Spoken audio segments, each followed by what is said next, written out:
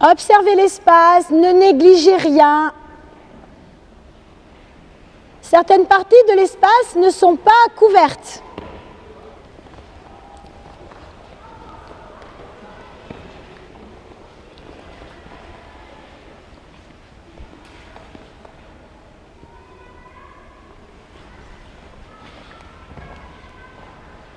Le groupe doit être suspendu quand vous vous arrêtez. Ça doit se faire de façon presque magique.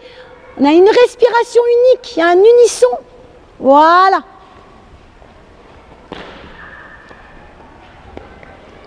Alors, on va garder tout ça. Les trajets, les trajectoires, les niveaux, les orientations, des formes corporelles variées. Je vais vous mettre une musique. Et je vais faire des pauses musicales. Sur ces pauses musicales, je vais vous demander de vous accroupir, de toucher le sol, et au moment où votre main entrera en contact avec le sol, d'aller porter votre regard sur l'un d'entre vous. Ne décidez pas à l'avance du camarade sur lequel vous allez poser le regard. Ça va se faire comme ça, spontanément. Je descends, hop, et je regarde Lali. On a un regard franc, direct, on se plante dans ses yeux. Alors cette situation est choisie essentiellement pour que les élèves qui sont très récalcitrants en matière de regard acceptent le regard des autres. C'est un gros problème. Le fait que les élèves occupent l'espace de façon assez complète permet finalement inévitablement que les garçons croisent le regard de filles, ce qui est tout à fait vivement encouragé.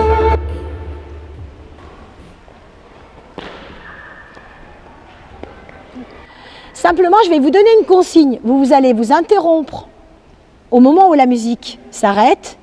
Je vous lance la consigne et votre descente accroupie, elle va se faire simplement de la façon que j'énonce, c'est-à-dire en sautant, en se décomposant. À vous de le faire au mieux.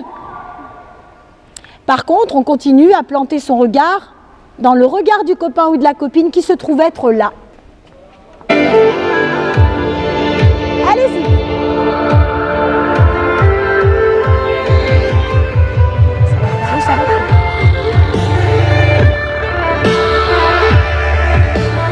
En tombant.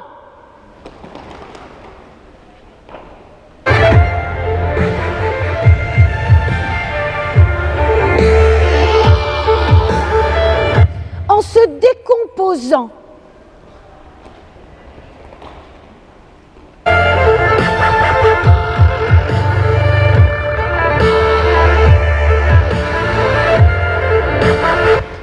Lentement.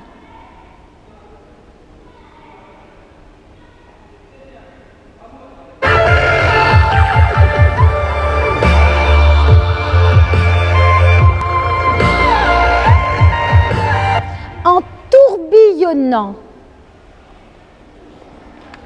J'aimerais maintenant que ce redémarrage, après ce regard échangé, soit un redémarrage qui se fasse avec la même énergie que la descente ou avec une énergie contraire. On observe. Et les regards toujours plantés dans le camarade et soutenus surtout.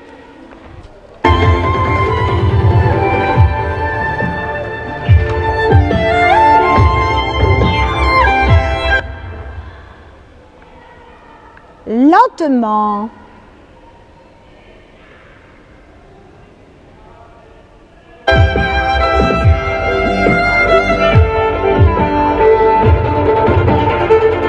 Rapidement.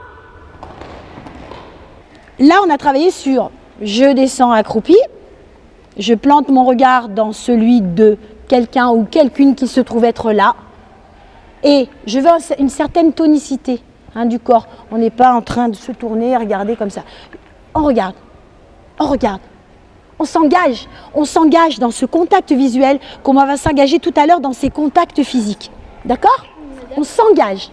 Oui. Mais si par exemple la personne ne nous regarde pas. Mais c'est tout à fait possible, Calice. C'est pas possible que tu regardes quelqu'un et que ce quelqu'un précisément te regarde. Justement, c'est tout l'intérêt.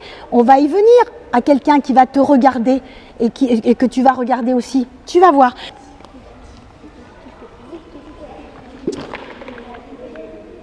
Donc là, forcément, comme j'ai laissé la liberté aux élèves de se mettre par deux, ils vont inévitablement se placer avec leurs meilleurs camarades. Donc la difficulté réside sur les contacts. En général, ils ont du mal à entrer en contact physique les uns avec les autres.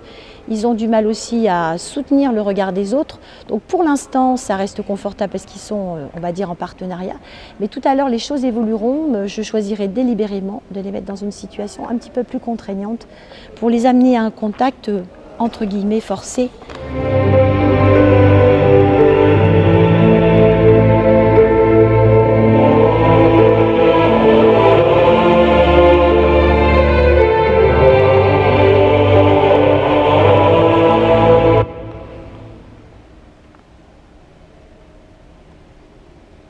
Déplacement toujours marché, déplacement couru, très peu de passage au sol, une variété des déplacements qui est assez limitée.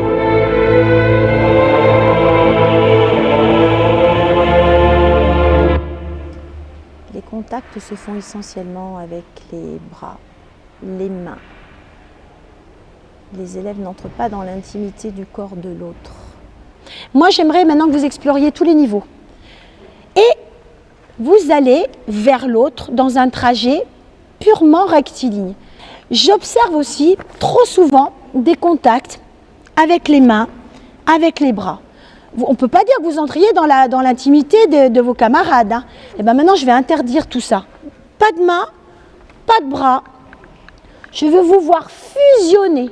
Je veux voir des poses, et pas forcément des poses systématiquement toujours debout. Explorer les trois niveaux, bas, médian et haut. Et faites-moi plaisir, montrez-moi un peu des poses, et des poses beaucoup plus explosives, quelque chose qui traduit cette émotion. On va inverser les rôles, les A vont devenir les B. D'accord? Alors, les A qui suggéraient deviennent les B qui s'imprégnaient. Alors, le groupe jaune, il va à peu près jusque là, je crois. Et les rouges, vous avez jusqu'au mur. Voilà. Donc je fais ça simplement pour que soient identifiées les réponses différentes qui vont être apportées à la situation proposée. Voilà. On pourra se focaliser sur des réponses, on va dire, originales, des réponses plutôt sommaires en ce qui concerne le groupe bleu.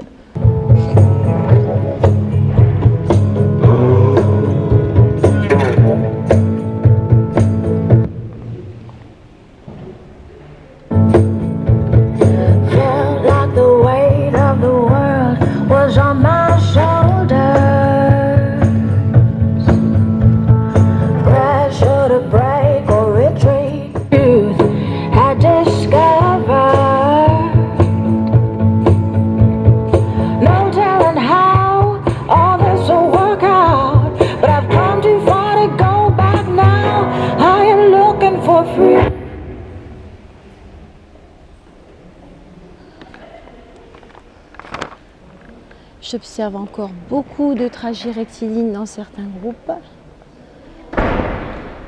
Et la rencontre se fait inévitablement par un contact avec le haut du corps. Allez-y!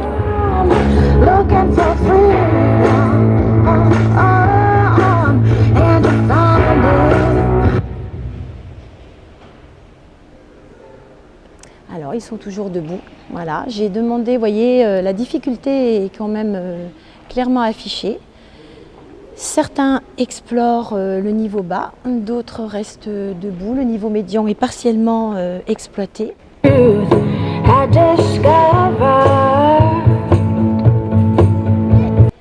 Alors, je voudrais qu'on explore une colère contenue. Quelque chose qui fomente, qui mijote en nous. On est très en colère, ça brasse intérieurement, mais on n'est pas encore dans une explosion, d'accord? Une colère contenue. Mais il y a quelque chose qui se passe au niveau des corps dans cette colère, et quelque chose qui se passe aussi au niveau des visages. Quand on aura exploré la colère contenue, on explorera une colère explosive.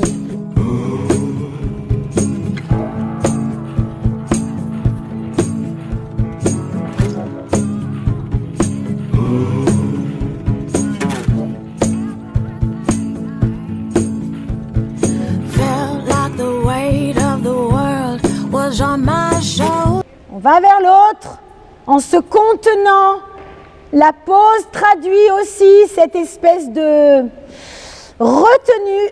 Maintenant, laissons libre cours à une colère qui va exploser. Il y aura donc de la vigueur dans les déplacements.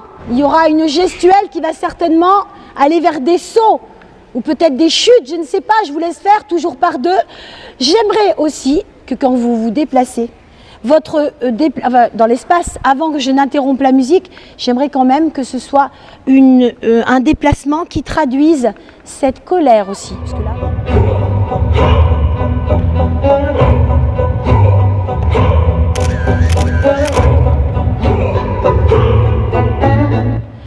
Alors là, on va se déplacer sur cet espace entre les plots bleus et les plots rouges, là-bas. On n'est pas dans une colère retenue, mais dans une colère explosive. Lorsque je vais mettre la musique en pause, je vais vous demander de vous mettre, vous aussi, en pause, traduisant une colère extrême, avec les élèves qui vont se trouver être les plus proches de vous. Inventoriez tous les niveaux. Travaillez au niveau des directions, des trajets, des orientations des uns par rapport aux autres, votre orientation par rapport à ce public. Allez, il faut que vous soyez dans un lâcher-prise complet. Je dois vous voir en colère comme je ne vous ai jamais vu. Allez, c'est parti!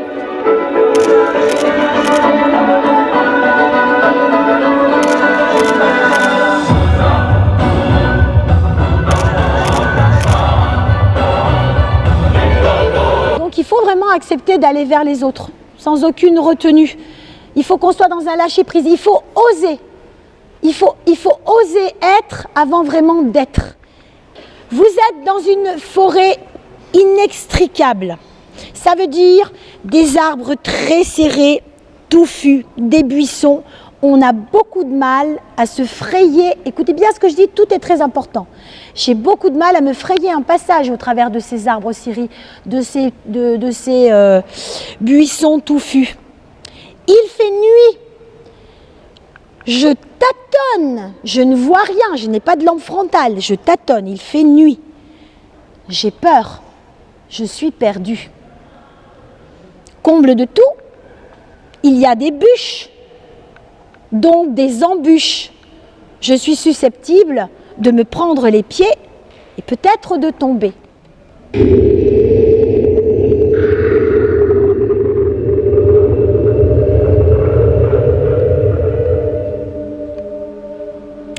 De façon délibérée, j'ai remis les 4 élèves qui sont habituellement en situation un petit peu difficile.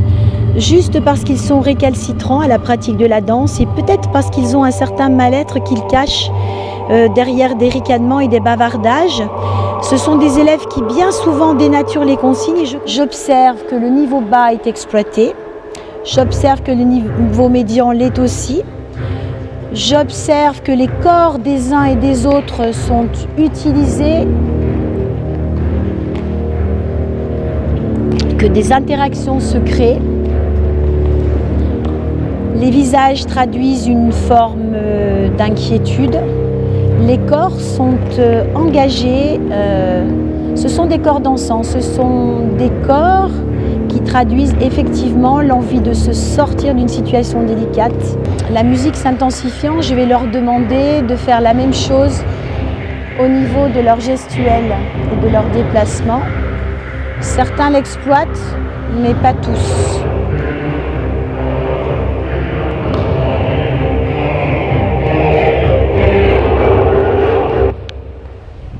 Bien. J'ai vu les bûches. J'ai vu les bûches. Moi, j'ai compris qu'il y avait des arbres et j'aurais aimé qu'il y en ait plus. Alors, je voudrais qu'on exprime des choses avant de repartir sur cette situation qui me semble très intéressante. Mais vous pouvez aussi travailler contre la musique. La musique s'intensifie, vous pouvez, tout à fait, vous pouvez avancer lentement. Par exemple, moi j'aimerais vous voir vous effondrer, passer sur, rouler, ramper, vous cacher, hésiter, repousser, se protéger, observer, prendre le temps d'observer.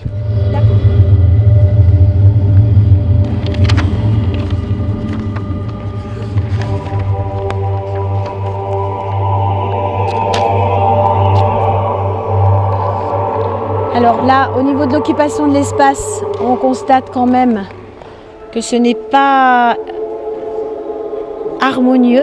Une grande partie de l'espace reste inoccupée.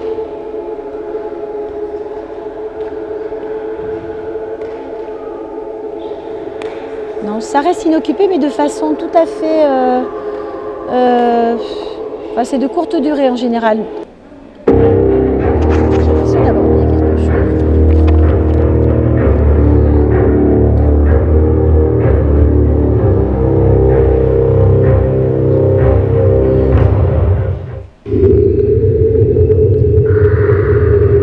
Donc là, je leur ai demandé d'aller contre la musique. Donc très logiquement, je devrais voir des gens se déplacer avec vivacité. Donc j'en conclus, certains le font.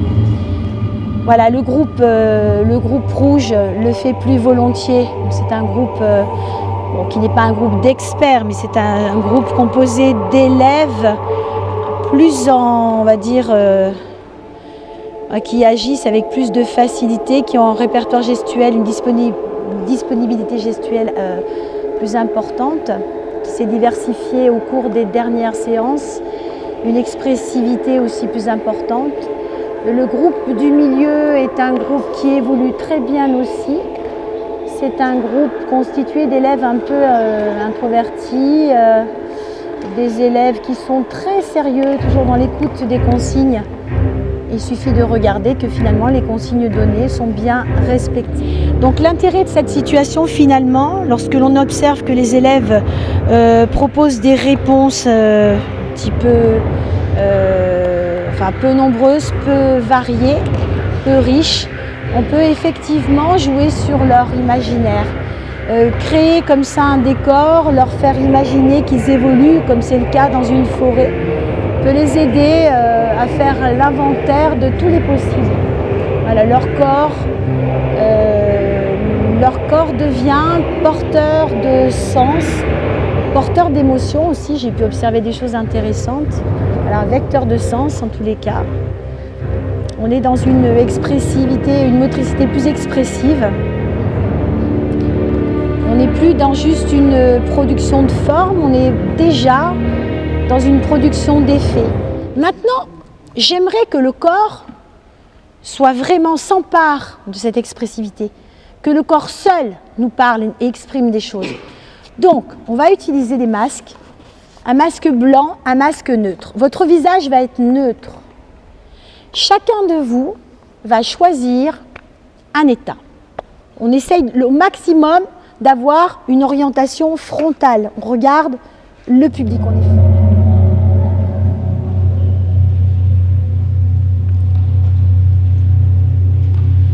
Alors l'utilisation du masque est très très intéressante. Voilà, ça c'est une idée intéressante à exploiter dans un cours. Ça permet aux élèves de se sentir finalement un petit peu en sécurité. Alors c'est vrai qu'on peut l'utiliser au début d'un cycle, moi je l'utilise après avoir quand même travaillé sur l'expressivité du visage. Le masque peut induire une variété de réponses qui peuvent s'éloigner de sa fonction première, en l'occurrence masquer le visage. Donc là je les fais travailler seul, je les ferai travailler ensuite en duo, sous forme d'un dialogue. Je leur demande, mais tous ne le respectent pas, de rester face au public. Je leur ai demandé un travail en solo, mais certains sont engagés déjà sur des duos. Donc là, je vais leur demander, non pas d'évoluer seuls, mais à deux. Alors ce qui est intéressant, c'est de travailler soit ensemble, en se complétant, en jouant l'un avec l'autre, avec la même intention, ou bien d'opter pour des intentions opposées, voir un petit peu comment ça évolue, mais peut-être que la consigne est un tout petit peu difficile à saisir.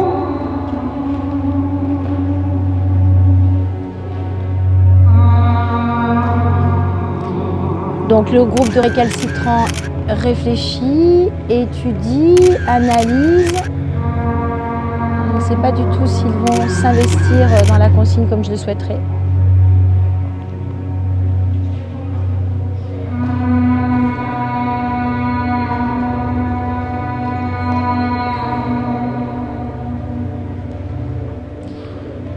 On pense aux orientations des masques. Les masques doivent être vus.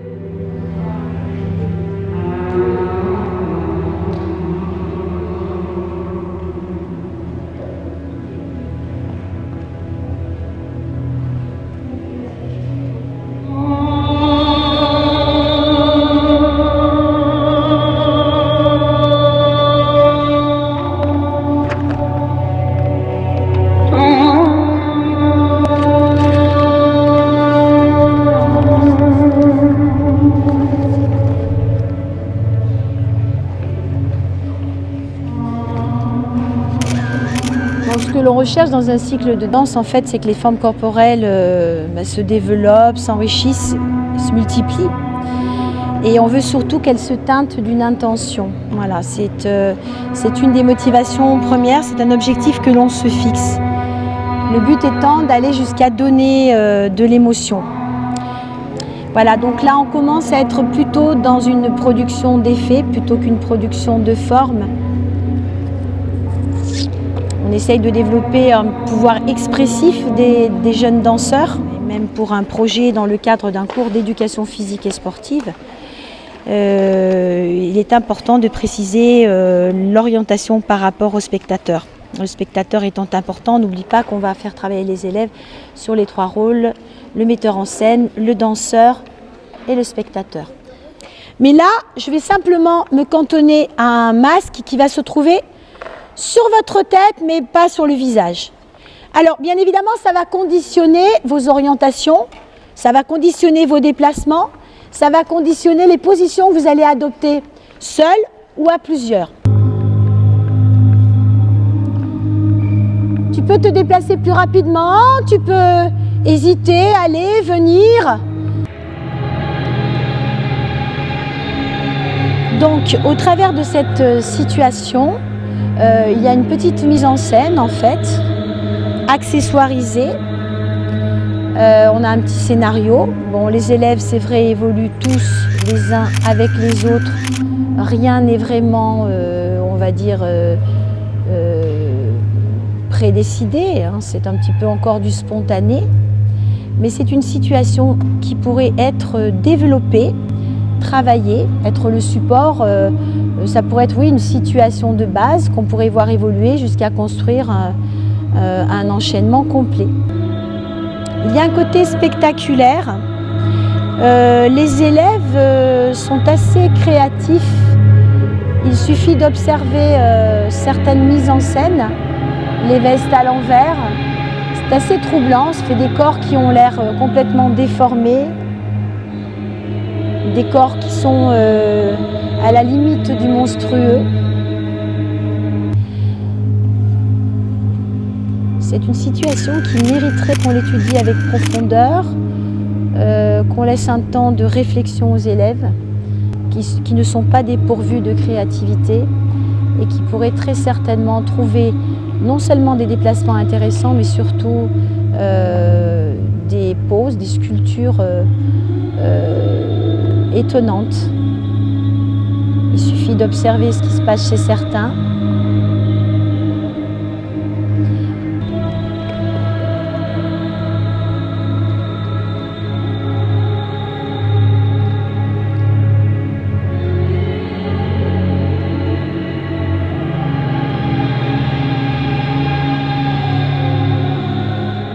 Ce ne sont que quelques pistes de travail. Bien évidemment, je n'avais pas la prétention de survoler un cycle dans son ensemble.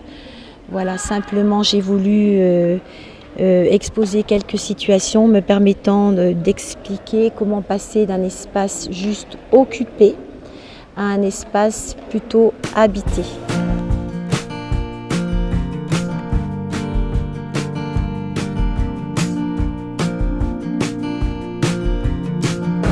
Alors je pourrais dire sans prétention que aborder la danse telle que je l'ai fait avec ces élèves de 5e pourrait me permettre de les brosser tous les 5, mais au travers des situations que j'ai proposées dans cette vidéo, je pense qu'essentiellement on est sur un domaine 1, le domaine du langage pour penser et communiquer.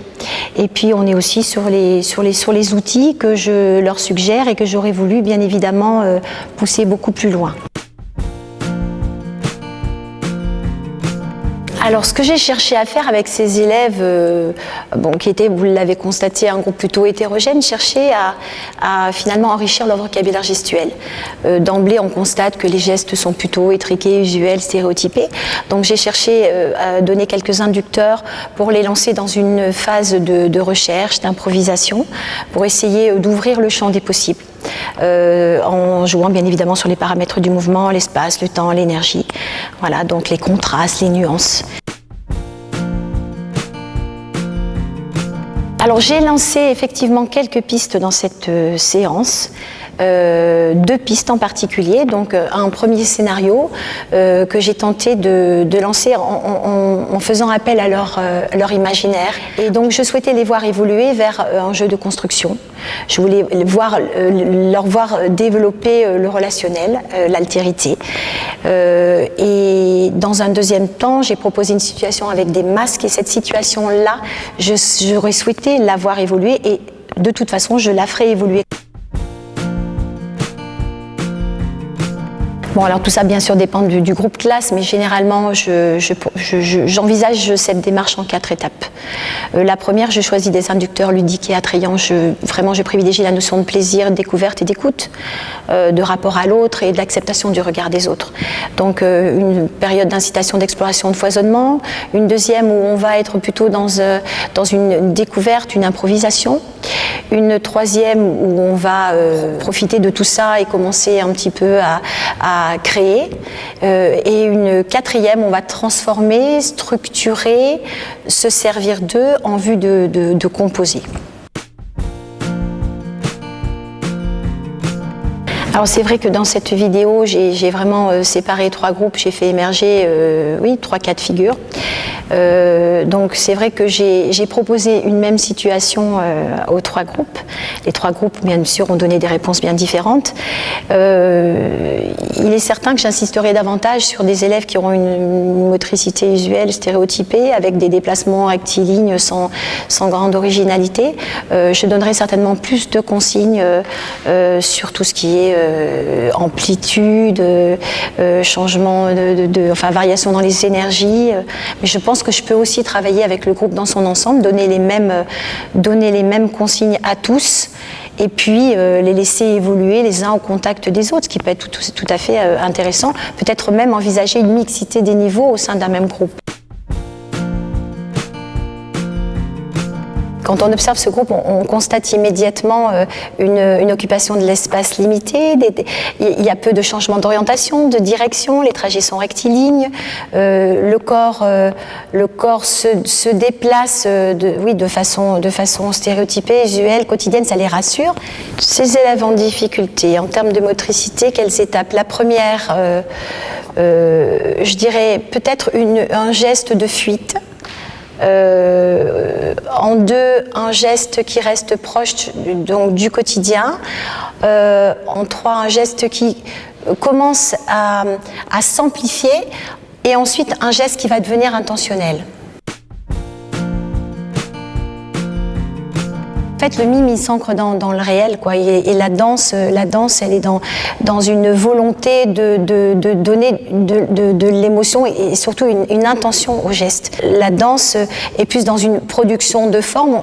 On s'éloigne, on est plus dans quelque chose d'abstrait. On est plus dans une évocation. C'est plus symbolique que le mime. Le mime s'ancre dans la réalité. La danse, au contraire, j'allais dire, la dénature.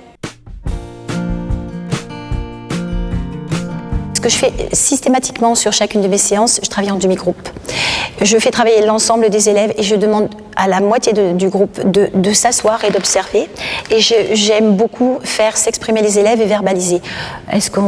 Qu'avez-vous observé? Ne pensez-vous pas qu'il serait intéressant que proposeriez-vous pour? Alors, sur la situation des masques, j'avais utilisé le masque neutre. Pour donner libre cours au corps. J'avais envie que ce corps devienne beaucoup plus expressif. Ce que j'aurais demandé à mes spectateurs, c'est est-ce que vous avez effectivement reconnu quelle était l'intention, quelle était l'émotion que cet élève-là a choisie. Pensez-vous qu'il était effectivement apeuré? Pensez-vous qu'il était inquiet, curieux?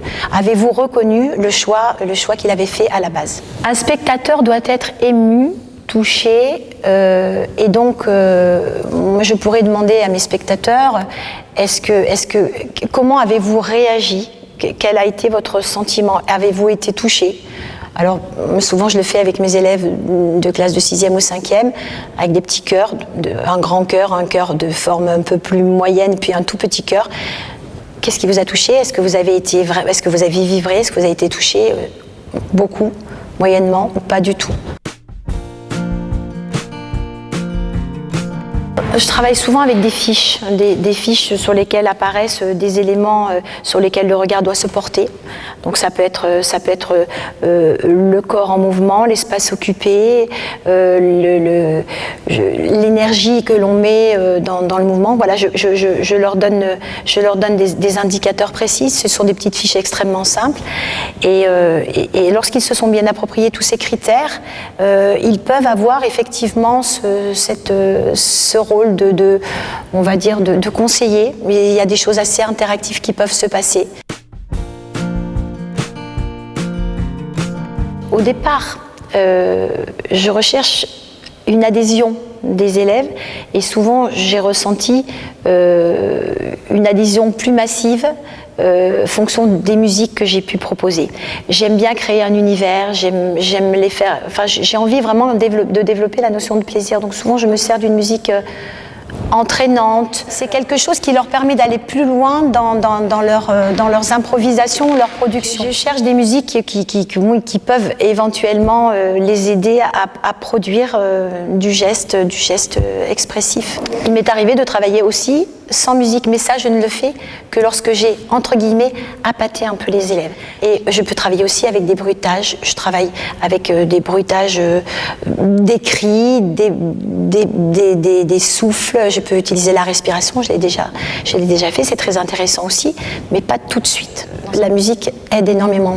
C'est quelque chose qui me permet on va dire, de planter le décor, de les faire vibrer et d'obtenir d'eux peut-être davantage sur le plan gestuel. Ma façon de travailler est un petit peu particulière. Je travaille beaucoup en transversalité. J'aime bien travailler avec les mots, j'aime bien travailler avec les textes, j'aime bien travailler avec la littérature. Donc pour moi, c'est aussi une façon d'apprendre autrement. Donc moi, la culture artistique, c'est danser, mais c'est aussi s'instruire et peut-être se servir d'autres savoirs. Je ne peux pas commencer quelque chose sans avoir déjà un projet qui soit axé sur des mots, sur un texte. Voilà, déjà. Et puis, je prône l'interdisciplinarité parce que c'est un apprendre autrement, ça donne du sens aux enseignements, ça permet aux élèves de comprendre ce qu'ils dansent et en comprenant ce qu'ils dansent, ils vont beaucoup plus loin dans leur gestuel, dans l'intention qu'ils donnent à chacun des gestes.